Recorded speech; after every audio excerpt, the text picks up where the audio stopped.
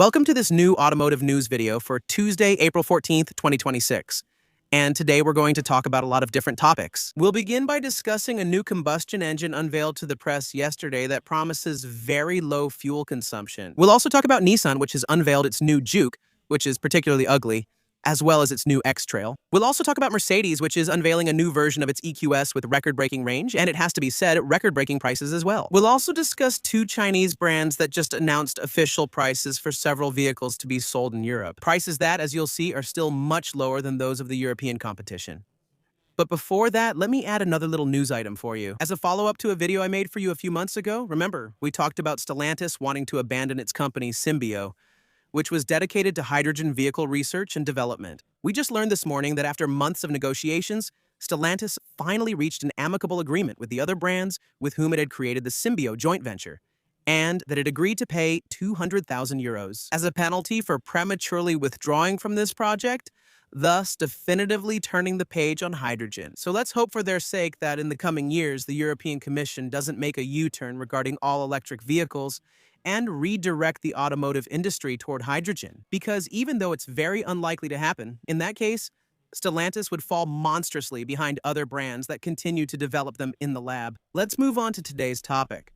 I hope you find it interesting and enjoy the video. If that's the case, don't forget to show your support for my channel for free by leaving a like, subscribing, boosting the video if that option appears for you, and of course by leaving a comment where you share your thoughts on today's news. As I mentioned, we'll begin by discussing combustion engines. This time, the innovation comes from China, since China is not just far ahead of the competition when it comes to electric cars. They're now taking a serious interest in combustion engines.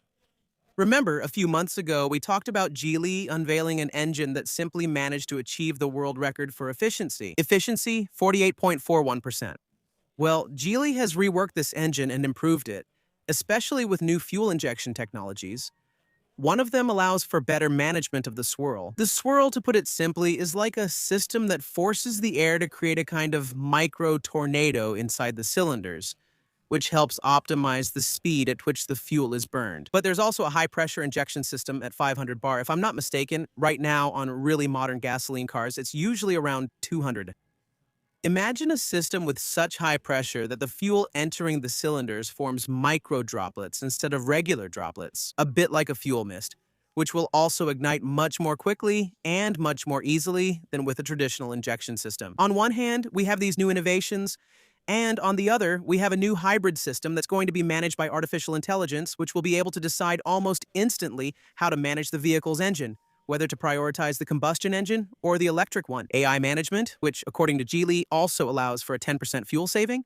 And the best part is, this engine isn't just a laboratory engine. It's not just a record-breaking engine, as Geely is now installing it in cars set for market release. On one hand, there's a sedan, and on the other, an SUV. And both of these vehicles, during their certification tests, managed to consume particularly little fuel on combined cycles.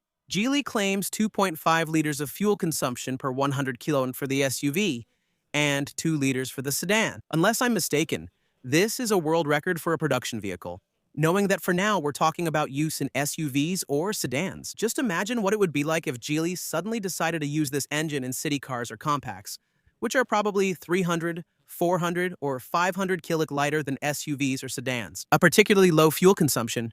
And on the other hand, and we'll probably talk about this later in another video, Geely, which has already announced that it is working on the next generation of combustion engines, especially using alternative fuels like methanol, which would also allow for very low fuel consumption, but above all, significant reductions in CO2. Well, while we're talking about Chinese brands, let's talk about MG and GAC, two Chinese brands that are announcing the prices of their new vehicles for Europe. On one hand, we have MG officially launching its MG S9 in Europe. It's their large 7-seater family SUV. The entry-level version is a plug-in hybrid. It uses a 1.5-liter turbocharged 4-cylinder gas engine. In total, it has 300 horsepower, and for the electric part, an LFP battery with a capacity of 24 kWh allows up to 100 kilometers range in full electric mode. The announced launch price is 35,900 euros. That's 8,000 euros less than a Peugeot 5008, which is equipped with a 1.2 PureTech hybrid engine that produces 145 horsepower half, as much as the MG S9. Now, there's a small thing to point out about this MG S9. It weighs 2,160 kilos.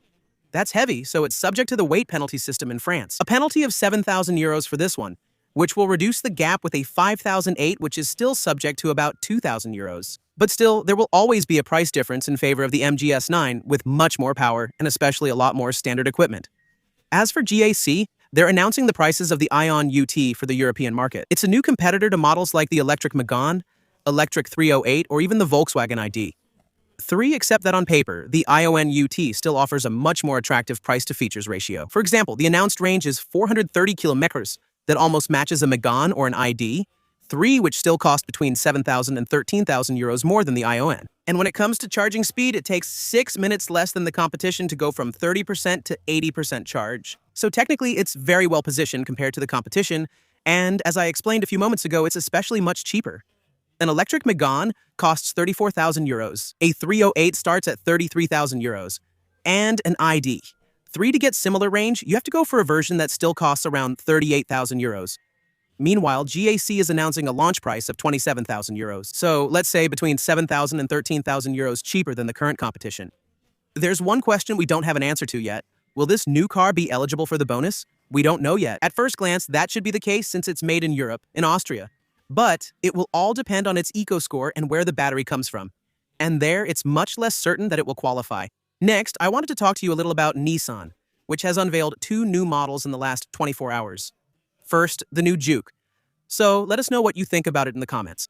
But aren't we looking at one of the ugliest SUVs of the last 10 years? Honestly, I think this one is going to be a nightmare for body shops, with all those angles everywhere on the bodywork. And just to be clear, this isn't a concept car. This is really the final version. For now, Nissan hasn't given much information about this vehicle. All we know is that it's going to use the same technical platform as the Nissan Leaf, meaning 52 and 75 kWh batteries, and power outputs will range between 177 and 217 horsepower. And with a bigger battery, its total range should be close to 600 kilometers. The other new model is the new X-Trail, which will compete with models like the Peugeot 5008 and the Skoda Kodiaq. For now, Nissan has only shown the exterior of the vehicle and hasn't released any technical details. Still, this Nissan features a much more classic style than the Juke, and the presence of the e-Power badge in the first photos we can see of it confirms that it will indeed have a powertrain based on an internal combustion engine. Even though in the case of e-Power, normally the combustion engine will act as a range extender, like an onboard generator in the vehicle that produces electricity from gasoline. A quick note about this X-Trail, we don't know when it will arrive in Europe.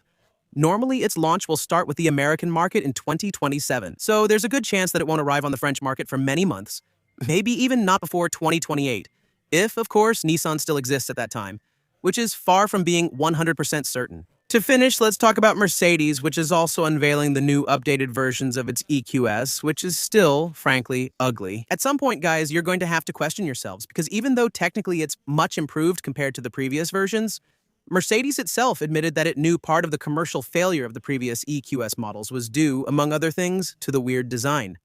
It looks like a Madeleine with wheels. There have been a few little tweaks on the outside to give it a slight makeover. A slightly different hood, slightly different bumpers, a new lighting signature. Inside, you still have the Hyperscreen, which is a colossal screen that pretty much covers the entire dashboard. We're talking about a giant 55-inch screen here that includes everything from the driver's instrument cluster to the entire infotainment system for the passengers.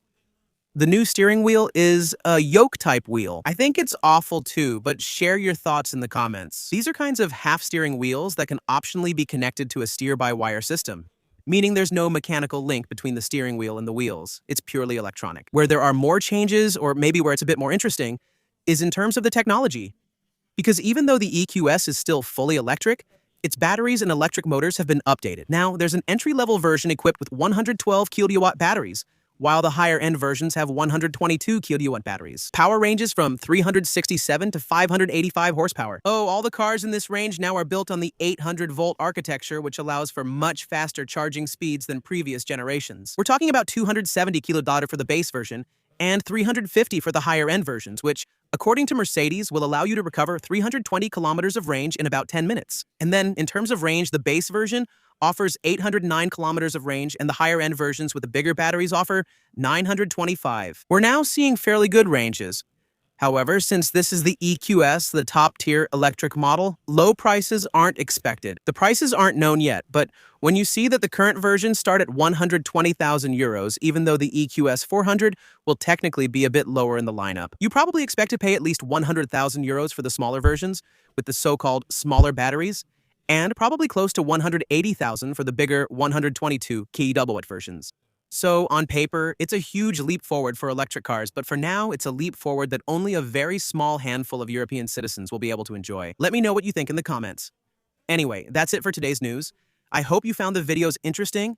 If you did, as usual, I'm counting on you to show it by leaving a like, subscribing, and of course, by supporting the channel through the join button below this video.